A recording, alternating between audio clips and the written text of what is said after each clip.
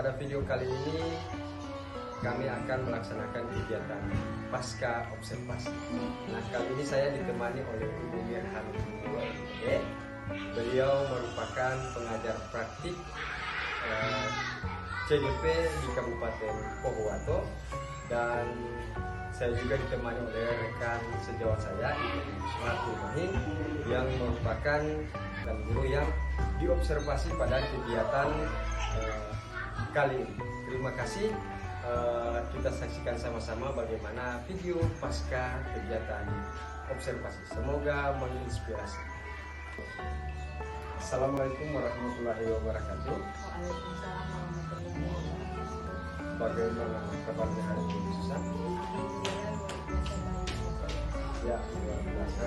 Terima kasih, Susan, karena sudah menyempatkan waktu untuk kegiatan pasca observasi ini, dan hal ini juga terkait dengan kegiatan observasi yang telah kita laksanakan di kelas Susan. Nah, alhamdulillah pada kali ini kita masuk pada kegiatan pasca observasi, di mana tujuan dari pasca observasi ini, Bu Susan, bukan saya untuk menilai performa Ibu Susan atau kemampuan Ibu Susan dalam melaksanakan kegiatan pembelajaran, melainkan saya akan memberikan umpan balik, dan ini menjadi bahan refleksi juga, sehingga Ibu Susan ke depannya Ibu Susan akan lebih percaya diri, akan lebih menguasai strategi-strategi proses pembelajaran yang dapat dimaksimalkan potensi Ibu Susan ketika Ibu Susan nantinya mengajar di kelasnya Ibu Susan.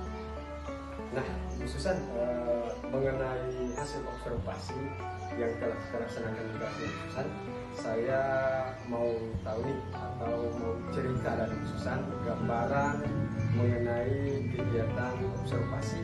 Bagaimana perasaan Ibu Susan saat kegiatan observasi yang telah kita laksanakan di kelas Ibu Susan? Tentunya perasaan saya saat melaksanakan observasi itu ada yang merasa gugup, canggung, karena kan sudah diobservasi oleh dua orang, yaitu guru Pak Bebi dan kepala sekolah. Tapi seiring berjalannya pembelajaran sudah mulai terbiasa.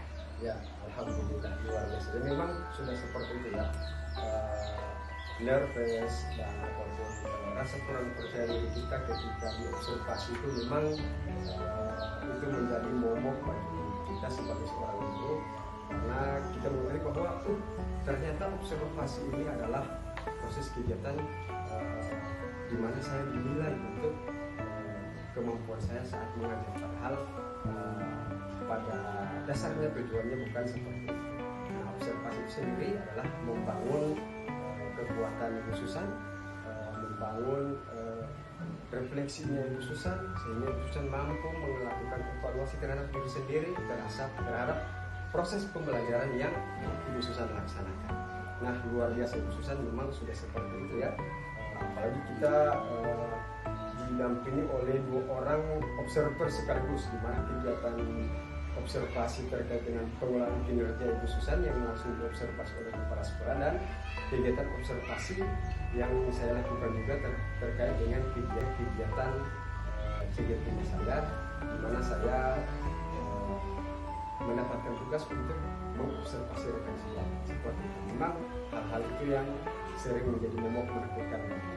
Nah, lanjut Bu Susan, saya mau tahu nih, pada saat proses pembelajaran Ibu Susan, tentunya strategi yang Ibu Susan sudah terapkan, strategi pembelajaran berdiferensiasi nih, ya Ibu Susan ya, itu tentunya ada hal-hal atau sintak-sintak pembelajaran, tahapan-tahapan pembelajaran atau kegiatan-kegiatan pembelajaran yang telah Susan laksanakan. Nah, saya mau tahu apakah ada kendala ataupun hambatan dari kegiatan yang telah Ibu Susan laksanakan. Ya, saya punya kendala itu pada saat pembagian kelompok, ya, karena masih kelas 1, jadi sulitnya dalam membagi kelompok. Jadi karena ada siswa yang dipanggil namanya, ada yang tidak mau duduk di karena pilih-pilih teman. Jadi itu yang memang merasa saya menentukan mana, karena kebanyakan anak-anak mungkin lebih suka dengan temannya siapa, padahal kalau sudah dilaksanakan tes awal kemampuannya seharusnya juga berada di kelompok sini dan dia maunya ke kelompok yang sesuai dengan keinginannya. Nah, hal-hal inilah yang menjadi tantangan untuk Ibu Susan. Dan saya juga sudah melakukan pengamatan, memang benar apa yang Ibu Susan katakan bahwa kadang anak-anak itu susah untuk kita kelompokkan, apalagi anak-anak kelas 1. Hal inilah yang menjadi tantangan bagi Ibu Susan dalam menjalankan proses pembelajaran berdiferensiasi. Nah, kemudian apa yang Ibu Susan lakukan atau opsi-opsi apa ataupun solusi saat Ibu Susan menghadapi permasalahan tersebut dalam kegiatan? Tentunya saya mendekati siswa itu dengan penuh perhatian agar siswa itu mau berbagi ke kelompok yang saya sudah tentukan. Memberikan perhatian penuh kepada siswa itu agar siswa itu mau untuk dikelompokkan di kelompok tersebut. Ya, dengan cara mengarahkan murid tersebut, memberikan penjelasan yaitu sesuai dengan dimensi yang Susan pilih ya, perhatian dan kepedulian terhadap murid. Nah, ini akan tetap terus dioptimalkan dalam proses pembelajaran Ibu Susan. Nah, lanjut Ibu Susan. Nah, setelah Ibu Susan melaksanakan kegiatan pembelajaran berdiferensiasi, Ibu Susan mengakomodir seluruh murid, serta Ibu Susan menghadapi berbagai tantangan ataupun hal-hal yang tidak sesuai dengan apa yang telah kita rencanakan. Tentunya Ibu Susan sudah ada strategi-strategi khusus yang saat itu Ibu Susan terapkan. Saya juga sudah mengamati, ternyata apa yang Ibu Susan laksanakan itu memang sudah sangat maksimal, sudah sangat baik dan perlu dipertahankan agar nantinya ini akan menjadi hal-hal positif yang nantinya ini akan berdampak juga pada proses pembelajaran Ibu Susan. Nah, dari keseluruhan apa yang Ibu Susan telah laksanakan, kira-kira rencana Ibu Susan ke depannya untuk dapat mengoptimalisasikan pembelajaran Ibu Susan agar pembelajaran lebih lebih menyenangkan buat murid, kira-kira Ibu Susan punya rencana apa nih ke depannya? Iya, tentunya nanti rencana ke depannya saya akan lebih memperbaiki lagi pembelajarannya, ya lebih terfokus pada siswa agar siswa itu dapat menciptakan media-media yang dapat menarik siswa agar lebih fokus untuk belajar. Ya, luar biasa sekali. Ya, luar biasa. Ini ide yang Ibu Susan sampaikan ini memang sangat luar biasa ya. Apalagi di mana kedepannya Ibu Susan mungkin akan menyediakan media-media pembelajaran yang lebih menyenangkan dan juga mendesain pembelajaran yang lebih inovatif seperti itu mungkin Ibu Susan ya.